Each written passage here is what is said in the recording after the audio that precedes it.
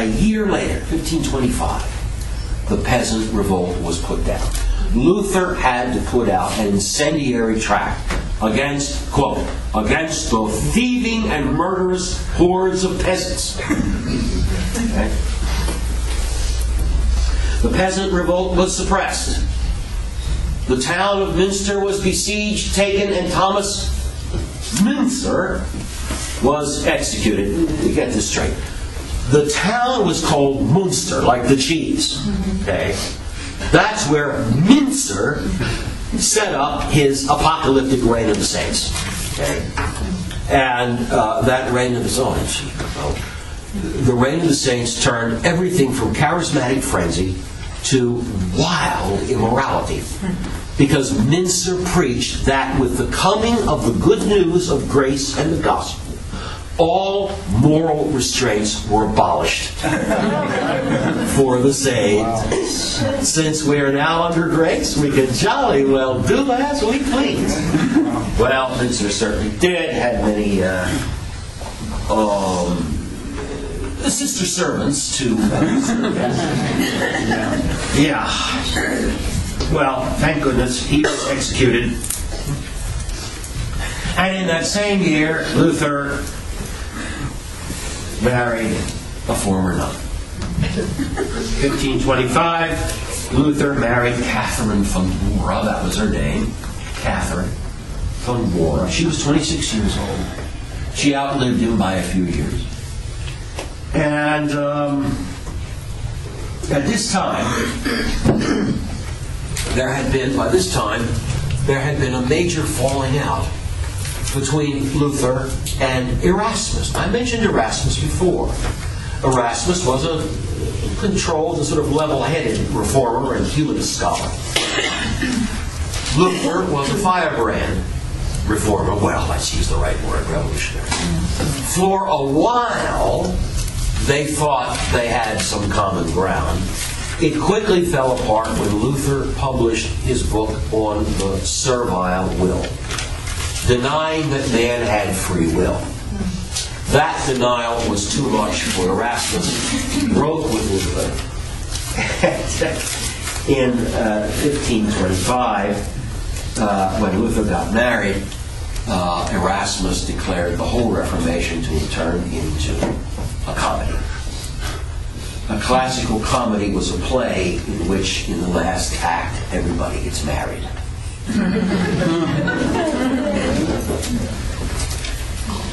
All right.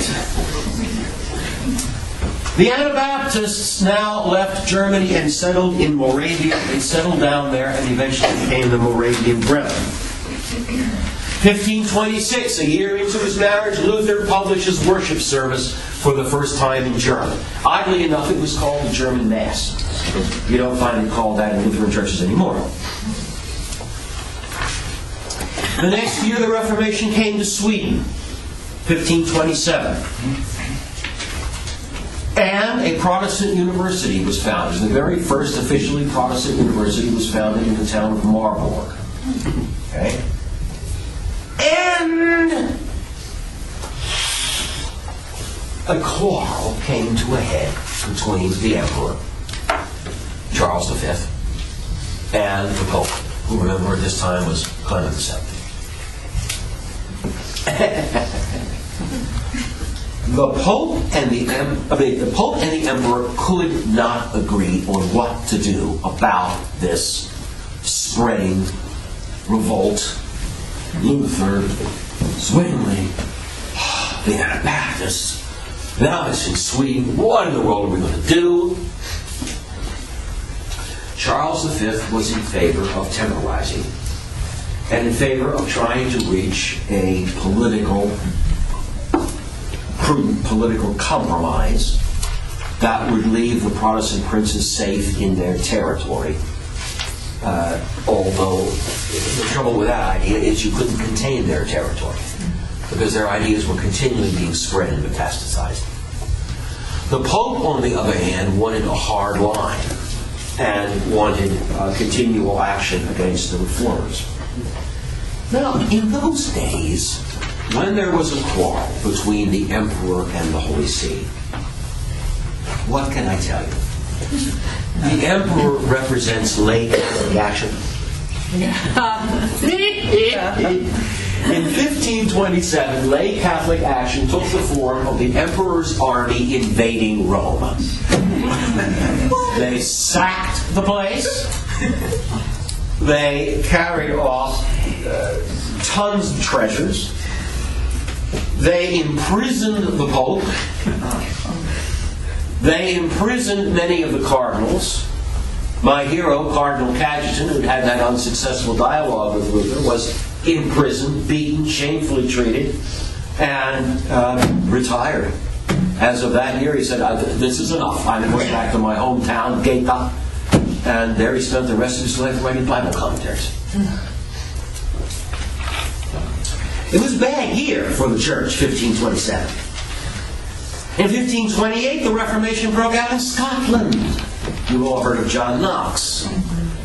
And in that same year, Henry VIII started canvassing his nobles to see if they would support the divorce from Catherine of Aragon. All right, now, we're only 10 years, 11 years from the posting of the 95 Theses. This thing is suddenly all over Europe within 11 years. In 1529, Luther and Zwingli had a public debate. They disputed about the Eucharist at Marburg. Luther believed in the real presence of Christ in the Eucharist. He didn't see how he could get around the clear words of the New Testament where our Lord said, "This is my body." Not "this looks like it." Not "this represents it." But "this is it." Okay.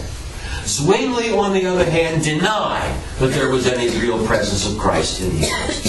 So we have a huge Eucharistic debate, which continues among the Protestant denominations to this day. You don't need to know about poor Cardinal Wolsey. He fell from power and quickly died. Thomas More became Lord Chancellor. We're now down to 1530, another famous year in Reformation history, because this is the year when the Confession of Augsburg was published. It was signed by the Protestant princes. It was their common declaration of faith. And in the name of that declaration, they formed, guess what?